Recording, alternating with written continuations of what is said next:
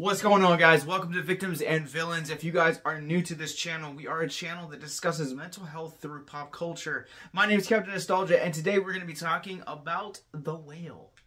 So The Whale tells the story of a dying man, played by Brendan Fraser, in this movie that is trying to reconnect with his estranged daughter along the way, played by Sadie Sink, and also uncovering a lot of the source of Fraser's character's obesity and depression.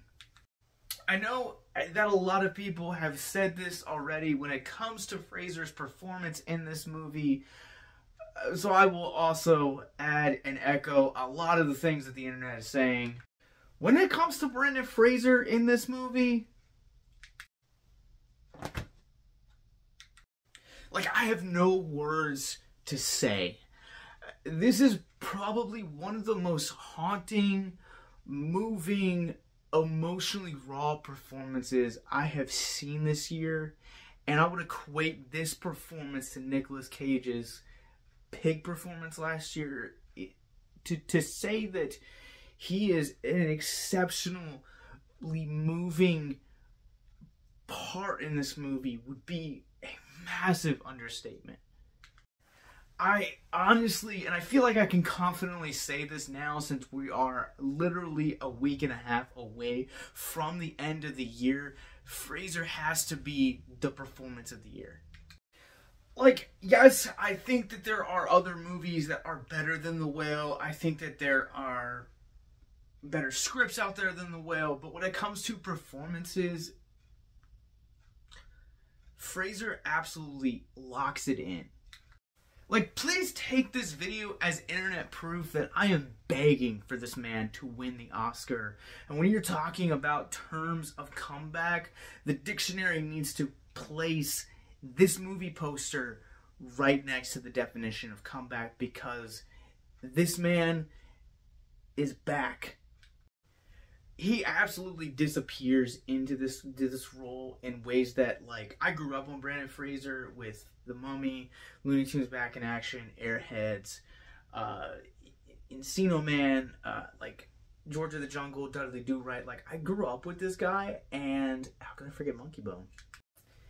I've never seen a performance from him like this. Even watching more modern day stuff like the show he did with Tom Welling or Doom Patrol, this is a career best and defining performance from him.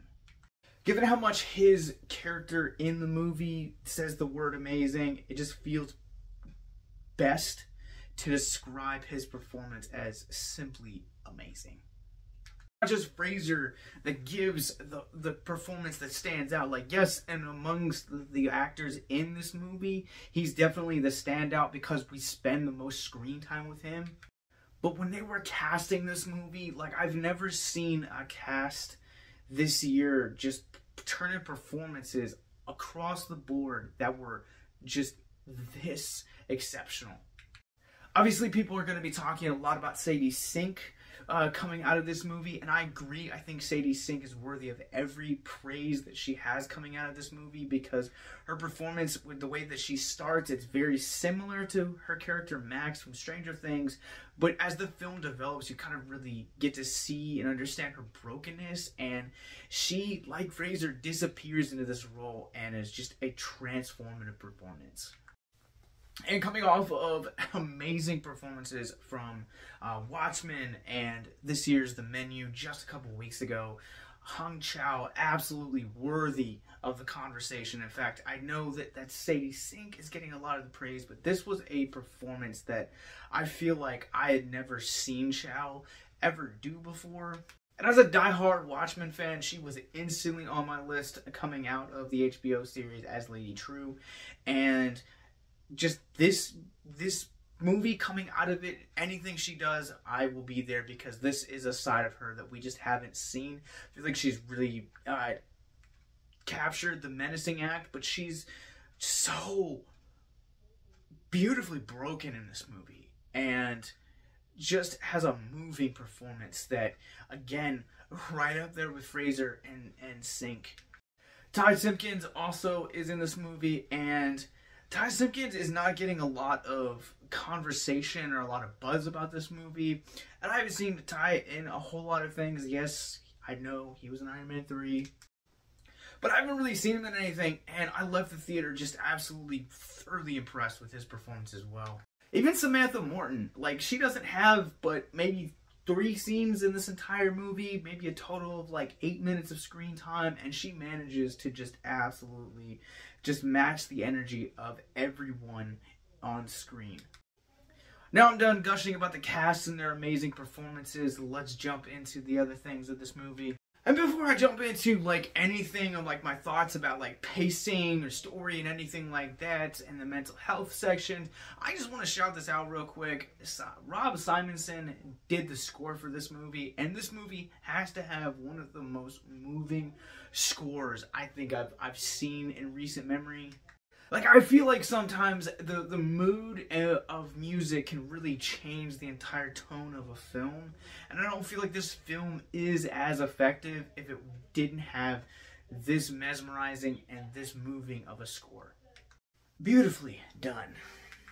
So Darren Aronofsky, I don't know if I said that right, has a history of kind of being divisive among people that have viewed his films. And I no doubt think that there are going to be people that are going to be divisive on the whale as well. There are essentially 2 storylines running parallel towards one another. On the one, you have this exploration of religious trauma and the effects that it has. I'll talk more about that in mental health.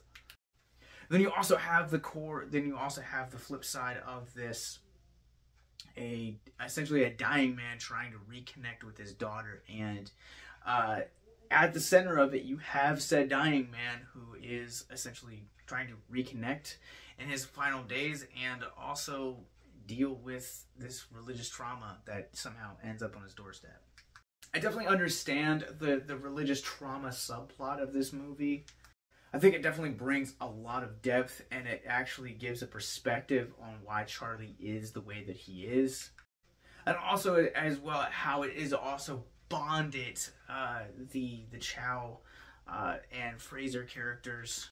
But there are some times where it truly feels out of place with the rest of the movie.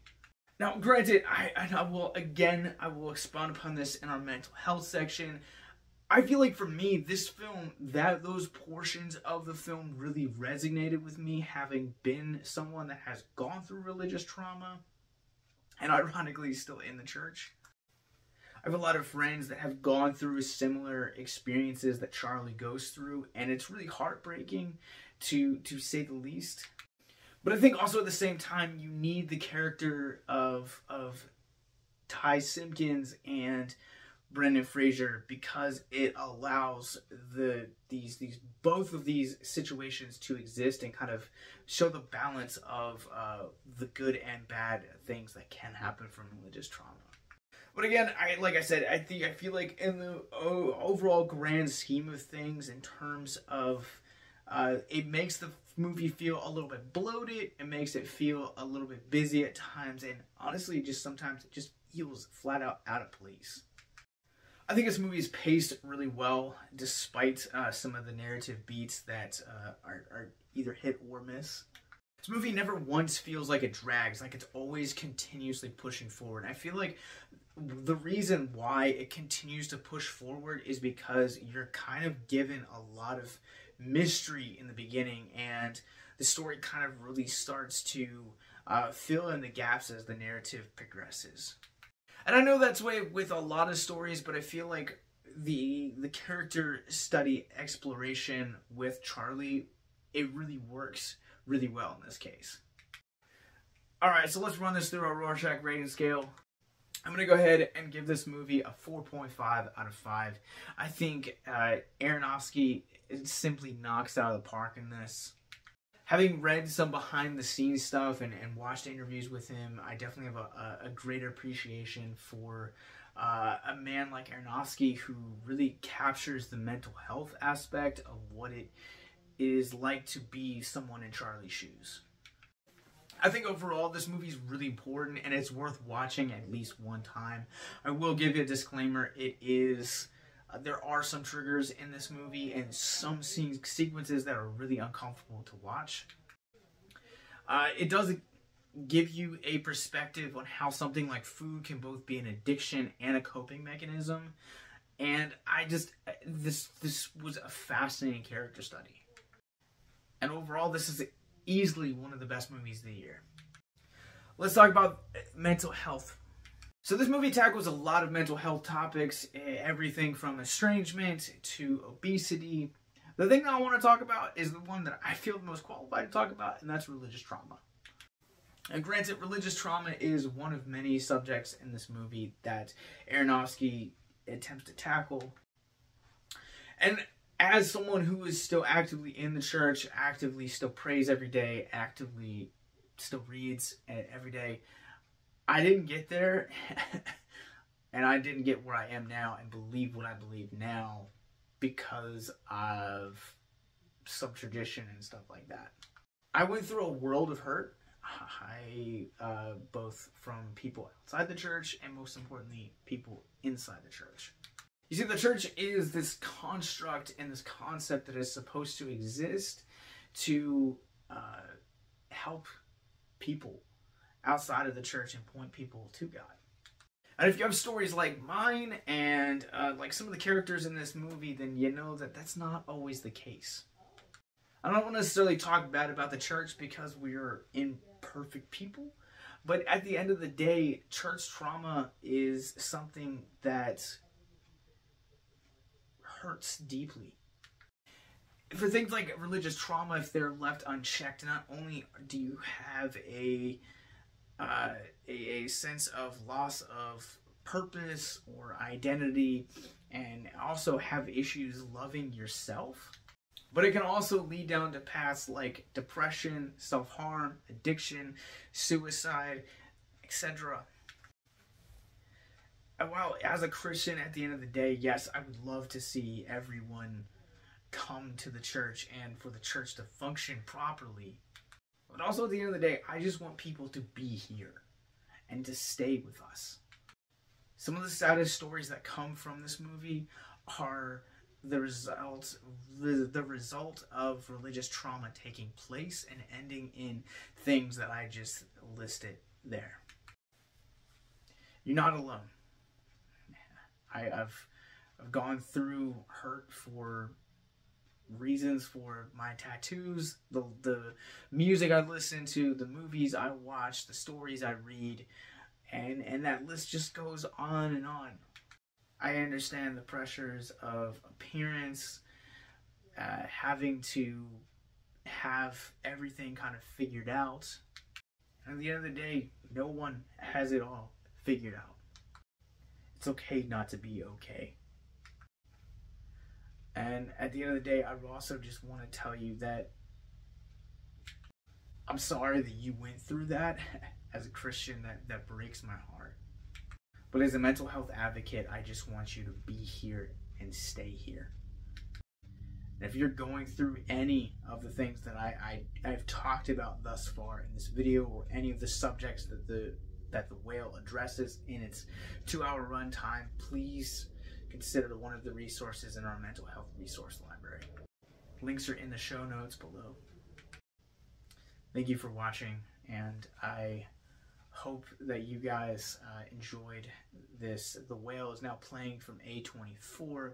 Make sure that you guys hit that subscribe button below. All of our links to our socials, podcasts, Patreon, and more are all in the show notes below, as well as links to our sponsors for this upcoming year's Horrific Hope Film Festival, including Diabolical DVD, Fierce Literature, and Convicted Printing. And if you would like to submit your films to our film festival, Horrific Hope, or become a sponsor, all of that is going to be in the show notes below.